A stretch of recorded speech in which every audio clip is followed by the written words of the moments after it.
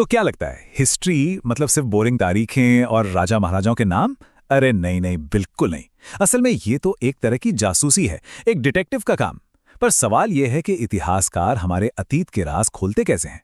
आज हम उनके टूल बॉक्स में झांकने वाले हैं और उन तरीकों को समझने वाले हैं जिनसे वो हमारी साझी कहानी को जोड़ते हैं। तो चलिए शुरू करते हैं। चलिए एक छोटे से सवाल से शुरुआत करते हैं। सबसे पुरानी याद कौन सी है? कुछ याद आता है? शायद जब 5 या 6 साल के रहे होंगे। ये जो यादें हैं ना, ये हमारी अपनी पर्सनल कहानी की बुनियाद हैं। अतीत को समझने का ये हमारा अपना शुरुआती बिंदु है। अब जरा अपनी उस छोटी सी याद को पृथ्वी के 4.5 अरब साल के इतिहास के सामने रखकर देखिए। क्या लगता है, इस इतनी बड़ी, इतनी विशाल टाइमलाइन पर हम इंसानों का पूरा इतिहास बस एक पलक झपकने जैसा है। बिल्कुल आखिर में एक छोटा सा लम्हा। तो सवाल ये है कि इतनी बड़ी कहानी को सुलझाता कौन है? कौन है वो लोग? इसके लिए हमारे पास एक्सपर्ट्स की एक टीम है, जिन्हें हम कह सकते हैं अतीत के जासूस। हाँ, बिल्कुल एक डिटेक्टिव टीम की तरह। हर एक्सपर्ट के पास एक अलग काम है। वो अलग अलग तरह के सुराग ढूंढता है, और जब ये सारे सुराग एक साथ जुड़ते हैं ना, तब जाकर अतीत की धुंधली तस्वीर साफ होने लगती है। तो चलिए मिलते हैं इस टीम से। टीम में सबसे पहले हैं भूविज्ञानी। इन्हें आप ऐसे समझ सकते हैं जैसे ये धरती की अपनी डायरी पढ़ रहे हों। चट्टानों की परतें, मिट्टी, पहाड़, ये सभी इन्हें बताते हैं कि हमारा ग्रह लाखों करोड़ों सालों में कैसे बदला है। कहाँ कभी नदियां बहती थीं तो कहाँ गहरे समंदर थे। अगले हैं हमारे जीवाश्म विज्ञानी। अब इनका काम क्या है? ये तो सीधे सीधे जिंदगी के इतिहास की खोज करते हैं। मतलब उन पेड़ों, जानवरों और हाँ, शुरुआती इंसानों के अवशेषों की जांच करते हैं, जो अब पत्थर बन चुके हैं, जिन्हें हम फॉसिल्स कहते हैं। फिर आते हैं मानव विज्ञानी। इनका फोकस खास तौर पर हम इंसानों की कहानी पर होता है। ये समझने की कोशिश करते हैं कि हमारे समाज कैसे बने, हमारे रीति रिवाज, हमारी संस्कृतियां, ये सब कैसे शुरू हुई और वक्त के साथ कैसे बदलीं। और आखिर में हैं हमारे पुरातत्व विज्ञानी। ये वो जासूस हैं जो जमीन के नीचे दबे राज खोजते हैं। मतलब वो सुराग जो इंसान अपने पीछे छोड़ गए, जैसे उनके बनाए औजार, मिट्टी के बर्तन या फिर टूटी फूटी इमारतों के हिस्से। इनकी एक छोटी सी खोज भी हमें हजारों साल पहले की जिंदगी की एक झलक दे सकती है। तो ठीक है, हमारे पास जासूसों की टीम तो हो गई, पर वो जो भी सुराग ढूंढते हैं, उन्हें एक तरतीब में, एक क्रम में कैसे लगाते हैं? इसके लिए वो एक बहुत जरूरी औजार का इस्तेमाल करते हैं, और वो है टाइमलाइन। अब सोचिए, अगर हर देश अपना अलग अलग कैलेंडर इस्तेमाल करे तो कितना कंफ्यूजन होगा। इसीलिए दुनिया को एक कॉमन, एक स्टैंडर्ड तरीके की जरूरत पड़ी। और आज दुनिया के ज्यादातर हिस्से जिस सिस्टम को फॉलो करते हैं, वो है ग्रेगोरियन कैलेंडर। ये हम सबको, चाहे हम कहीं भी हों, इतिहास के बारे में बात करने के लिए एक कॉमन जमीन देता है।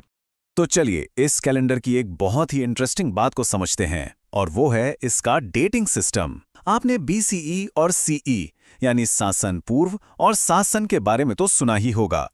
तो ये काम कैसे करता है? देखिए, शासन पूर्व का मतलब है सामान्य संवत पूर्व, या अंग्रेजी में बिफोर कॉमन एरा। इसमें साल पीछे की तरफ गिने जाते हैं। मतलब 2 शासनपू के बाद आता है एक शासनपू, और फिर आता है शासम यानी सामान्य संवत या कॉमन एरा, जहां से गिनती आगे की ओर बढ़ती है। जैसे 1, 2, 3, 4, बिल्कुल वैसे ही जैसे हम आज गिनते हैं। लेकिन यहां एक छोटा सा मजेदार पेच है। इस पूरे सिस्टम में साल 0 या ईयर 0 जैसा कुछ है ही नहीं। कैलेंडर सीधा एक शासपूर्व से जम करके एक शासम पर पहुंच जाता है। तो अब जब ये पता चल गया है, तो एक मजेदार सवाल, जरा हिसाब लगाइए।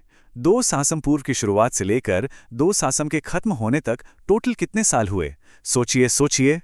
क्या सोचा? 4? ज्यादातर लोग यही सोचते हैं, लेकिन सही जवाब है 3। सिर्फ 3 साल। हैरान हो गए? चलिए बताता हूं कैसे। देखिए, इसका एक बहुत ही आसान सा फॉर्मूला है। सबसे पहले दोनों सालों को जोड़ दीजिए, तो 2 और 2 हो गए 4। लेकिन जैसा कि हमने अभी देखा, बीच में कोई साल 0 तो था ही नहीं। मतलब हमने एक साल फालतू गिन लिया। तो बस उस एक साल को घटा दीजिए। 4 में से 1 गया, बचे 3। है ना आसान? इस छोटी सी ट्रिक से अब शासनपो और शासम के बीच का कोई भी टाइम पीरियड आसानी से निकाला जा सकता है। तो ये सब, ये जासूस, ये कैलेंडर, ये गिनती, ये सिर्फ सूखी टेक्निकल बातें नहीं हैं। ये वो औजार हैं जो हमें इतिहास को समझने में मदद करते हैं। जैसा कि मशहूर इतिहासकार E.H. कार ने कहा था कि इतिहास अतीत और वर्तमान के बीच कभी ना खत्म होने वाली एक बातचीत है, और ये औजार हमें उस बातचीत का हिस्सा बनाते हैं। तो ये सब तो ठीक है, पर ये जो हमारे जासूस हैं, ये अपने सबूत, अपने सुराग आखिर ढूंढते कहाँ हैं? चलिए अब जरा इतिहास के स्रोतों पर भी एक नजर डालते हैं। ये जगहें, जैसे कि म्यूजियम, ये सिर्फ पुरानी चीजें रखने की जगह नहीं है, ये तो खजाने हैं। यहीं पर हमारे जासूसों को मिले वो सारे सुराख, वो कलाकृतियां, वो दस्तावेज सब संभाल कर रखे जाते हैं। यहीं पर इतिहास की पहेली के टुकड़े जोड़े जाते हैं।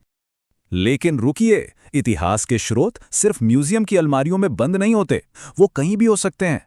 जमीन में दबा कोई पुराना सिक्का, किसी किताब में लिखा कोई पुराना दस्तावेज, अरे यहाँ तक कि हमारे परिवार का वो वंशवृक्ष, वो फैमिली ट्री जिसे पीढ़ियों से सहेज कर रखा गया है, वो भी तो हमारे अपने इतिहास का एक स्रोत ही है।